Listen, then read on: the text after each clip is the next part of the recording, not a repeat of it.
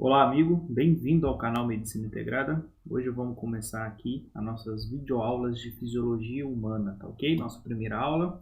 O assunto será organização funcional do corpo humano e controle do meio interno. Ao decorrer do vídeo, você vai pausando a videoaula e vai copiando as ilustrações e os exemplos. Assim, ao final do vídeo, você terá seu resumo em mãos, ok? Deixe seu like, seu curtir.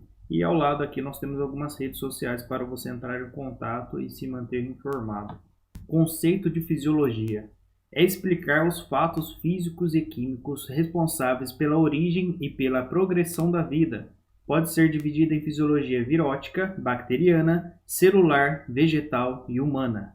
Características e mecanismos: o fato de nos manter vivos e seu controle, fome, a procura de alimento, o medo, o refúgio e a sensação de frio, procurar calor. Células como unidades vivas. A unidade viva básica é a célula. Cada órgão é agregado de muitas células diferentes. Cada célula é adaptada para realizar uma ou mais funções determinadas. O corpo inteiro contém cerca de 100 trilhões de células. Embora as células do corpo sejam diferentes umas das outras, todas têm características básicas comuns. Em todas, o oxigênio reage com carboidratos, gorduras e proteínas para liberar energia, e todas liberam produtos finais de suas reações químicas. Líquido extracelular, meio interno. 60% do corpo é composto por líquidos, soluções aquosa de íons. Embora a maior parte desse líquido esteja dentro das células, chamado de líquido intracelular, cerca de 1/3 se encontra nos espaços fora das células, chamado de líquido extracelular. Diferenças entre os líquidos extracelular e intracelular. Líquido extracelular contém grandes quantidades de sódio, cloreto de íons bicarbonato, nutrientes como oxigênio, glicose, ácidos graxos e aminoácidos. O líquido intracelular difere do líquido extracelular, contém grandes quantidades de íon potássio, magnésio e fósforo. Abaixo eu coloquei uma tabela para vocês terem noção dos valores normal, faixa normal, limite aproximado, e aqui tem todos os valores para você se basear. Homeostasia.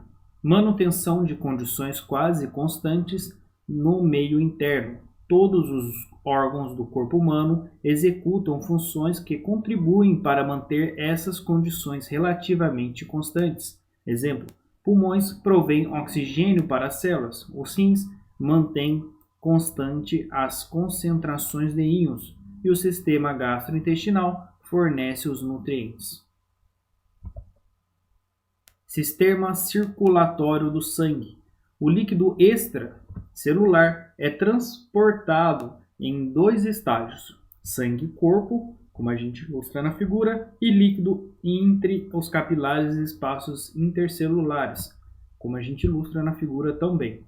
O processo de difusão é causado pelo movimento cinético das moléculas no plasma e no líquido intersticial.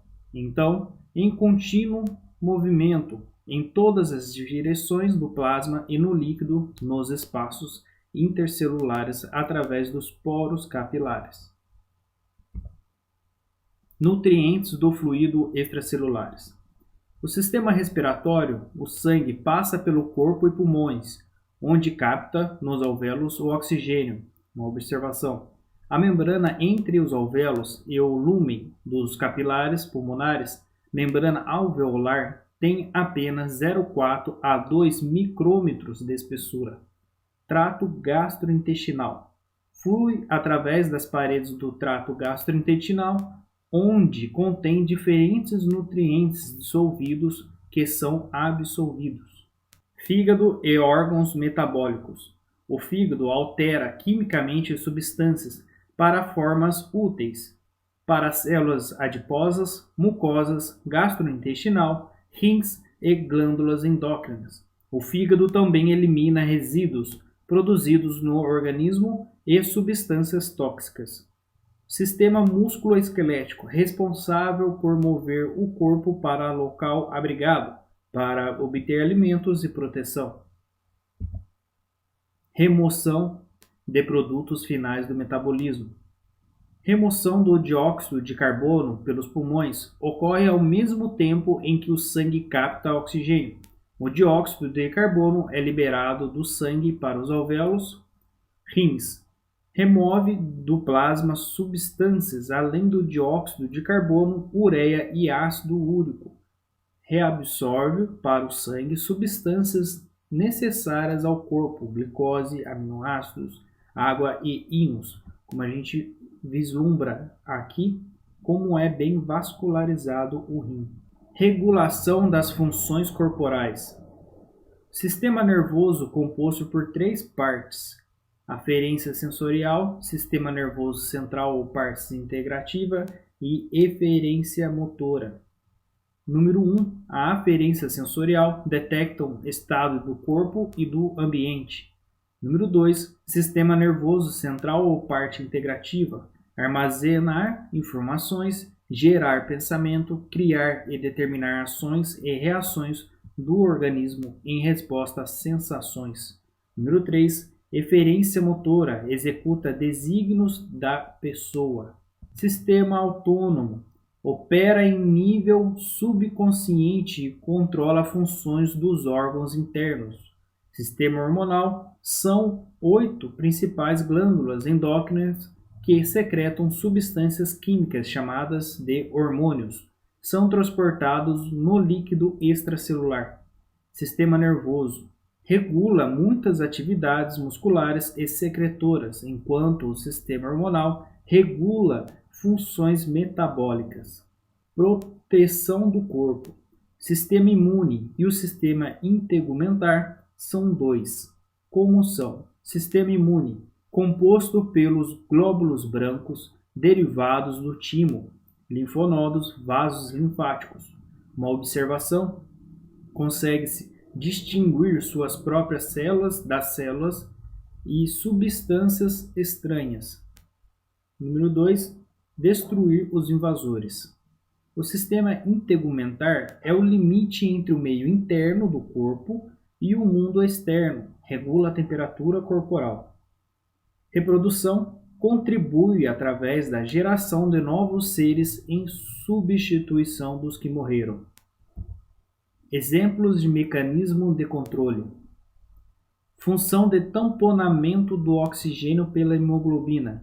A hemoglobina com oxigênio passa pelos capilares devido à sua alta afinidade química pelo oxigênio, não o libera para tecidos com oxigênio, somente para os com baixa concentração de oxigênio, como vislumbramos na imagem.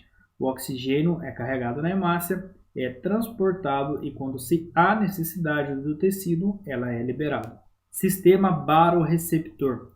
Nas paredes da região de bifurcação das artérias carótidas, também o arco da aorta, encontra-se vários receptores nervosos. Quando a pressão arterial sobe demais, se envia impulsos nervosos para o tronco cerebral. Impulsos inibem o centro vasomotor, que diminui a atividade de bombeamento do coração, como nós vislumbramos na imagem abaixo, e também provoca reações na parte renal e também na parte do abdômen e suas vísceras. Feedback, sistema de controle. Nós temos 4 feedbacks, se atentar bem quando você ler o livro, pois todas essas caem em prova. O feedback negativo é a resposta de regulação que o corpo dá para o controle da homeostase. O feedback positivo pode levar os círculos viciosos e à morte, e o processo pelo qual o corpo tenta se autorregular e provocar reações indesejadas para a resolução do problema, atrapalhando ainda mais a homeostase. O feedback forward provoca contrações musculares para verificar se os movimentos realizados são corretos. O feedback negativo retardado é o controle adaptativo, onde os movimentos subsequentes para a correção se necessário de algum comando anterior. Curta e compartilhe nossas videoaulas, dá muito trabalho para produzi-las e fique atento às demais aulas que iremos postar no nosso canal. Siga nosso Instagram e muito obrigado por acompanhar a videoaula até aqui.